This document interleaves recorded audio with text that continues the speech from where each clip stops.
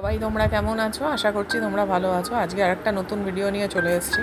সামনে দেখতেই পাচ্ছ কি সুন্দর আকাশ, জঙ্গল, পাহাড় সব মিশে একাকার হয়ে গেছে। দেখো, আজকের আমাদের যাওয়া হলো মিরিকের দিকে। আমরা যাচ্ছিলাম, তো রাস্তায় আমরা দাঁড়িয়েছি। এই দেখো, এখানে অনেকেই দাঁড়িয়ে ভিউটা নিচ্ছিল। তো আমরাও এখানে, এত সুন্দর লাগছে দেখতে, মানে কি বলবো, খুবই সুন্দর লাগছে। দেখো কি সুন্দর মেঘের কালার, আর পরিষ্কার ছিল যেহেতু। সেদিনকে আমরা যেদিনকে গেছিলাম সেদিনকে কিন্তু স্কাইটা খুব পরিষ্কার ছিল, তাই জন্য তোমার নিচটাও কিন্তু দেখতে খুব সুন্দর লাগছে। দূরে দেখতে পাচ্ছ কি সুন্দর সুন্দর ছোট ছোট ঘর, এত সুন্দর লাগছিল দেখতে।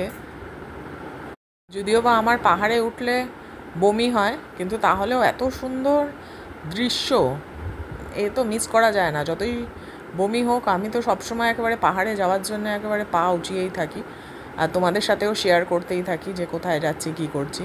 আর একটা সুবিধা হয়েছে, যেহেতু আমরা নিজেদের গাড়ি নিয়েই যাই, তাই জন্যে কিন্তু যেখানে সেখানে দাঁড়িয়ে পড়াটাও একটা খুব সুবিধার ব্যাপার। এই দেখো, তারপর এই যে চলা শুরু করে দিয়েছি আবার। এই দেখতে পাচ্ছ পুরো চা বাগানে ভরা একেবারে। আর যেহেতু একটু একটু বৃষ্টির সময়, আর মাঝে মাঝে টিপটিপ করে বৃষ্টি পড়ছিল, যখন আমরা উপরে উঠছিলাম তখন একটু একটু পেয়েছি, যদিও বা ক্লিয়ার স্কাই ছিল পুরোটাই। তো বর্ষার সময় কিন্তু দেখবে যে একটা আলাদাই পরিবেশ তৈরি হয়ে যায়, এত গ্রিনারি থাকে, প্রচণ্ড গ্রিনারি, যেটা পাহাড় ছাড়া কিন্তু কোথাও পাওয়াটা খুবই মুশকিল। এই দেখো, দু সাইডেই কিন্তু চা বাগান যাচ্ছে, উপরেও দেখতেই পাচ্ছ চা বাগান। যত উঁচুতে উঠছি ততই কিন্তু গ্রিনারি বেড়ে যাচ্ছে, আর সাথে সাথে চা বাগানের কিন্তু বেড়ে চলেছে। এই দেখো কি সুন্দর লাগছে, দেখতে পাচ্ছ তো তোমরা? ওই যে একটু একটু করে কালো মেঘও জমছিল।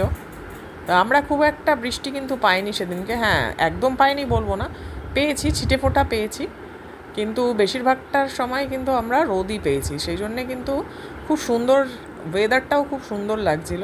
আর যত উঁচুতে যাচ্ছি জানো তোমরা, একটু একটু করে ঠান্ডাও লাগা শুরু করে দেয়।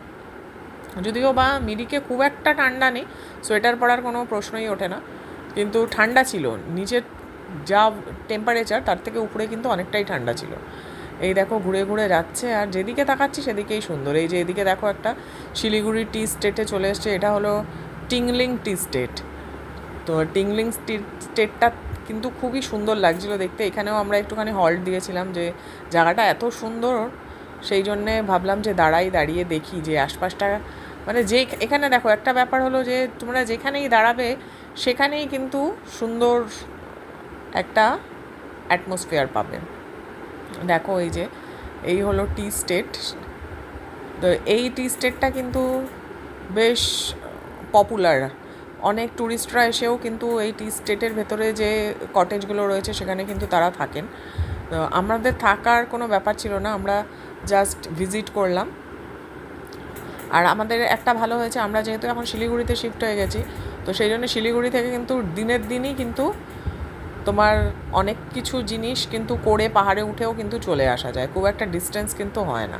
এটা একটা খুব সুন্দর একটা ব্যাপার হয়েছে। এই যে দেখতেই পাচ্ছ কি সুন্দর লাগছে, মানে এগুলো ভাষায় প্রকাশ করাটা খুবই, মানে কি বলবো, ভাষায় প্রকাশ করা যায় না এটা।